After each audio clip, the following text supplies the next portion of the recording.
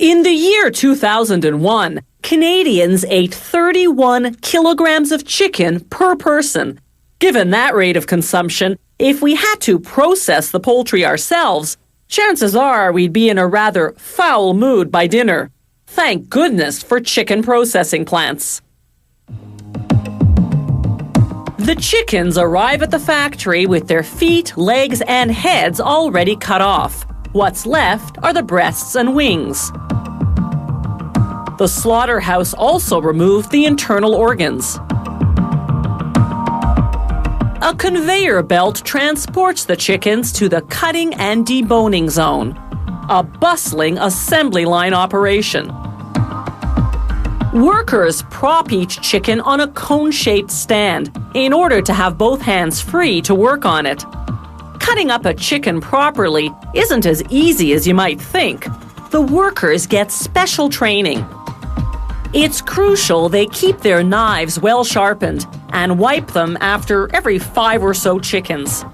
The first cuts remove the wings, starting on one side and positioning the knife horizontally in line with the top of the cone.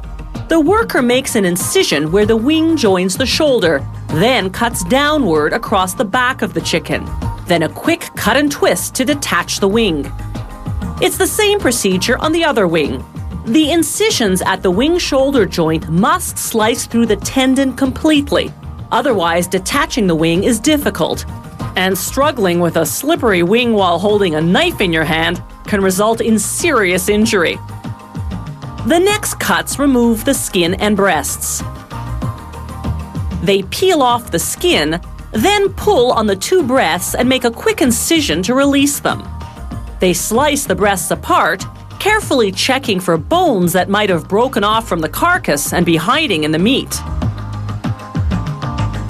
The next cuts remove the tenders, the meat located under the breasts. Workers make an incision in the middle, just under the wishbone, and down the length of the carcass. This detaches the tenders, enabling the next worker on the line to pull them off. Meanwhile, waiting in the wings are the wings. Workers load them onto a machine appropriately called the wing cutter, a mini Ferris wheel that takes the wings for a little ride, right into a sharp knife that chops them into 3 sections: the drumette, the chubby part with the most meat, the winglet, the middle part, and the wing tip, the pointy part with barely any meat. This factory transforms the meatier drumettes and winglets into frozen, ready-to-eat chicken wings. The first step in that process is seasoning. Workers load the pieces into a giant drum.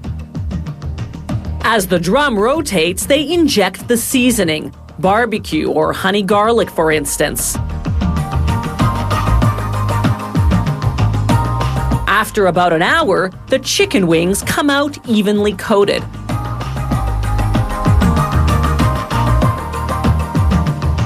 Now these freshly seasoned wings go into a gas-fired oven where they bake at approximately 250 degrees Celsius for 8 to 11 minutes. They come out fully cooked and ready to eat. They go into a freezing mechanism for about a half hour, then to the automated packaging department where they're sealed in a bag. These chicken pieces, wings, tenders, and breasts, are prepared differently. After seasoning, they travel through a rotating drum that coats them in a flour and breadcrumb mixture, then into a second drum for a second coat.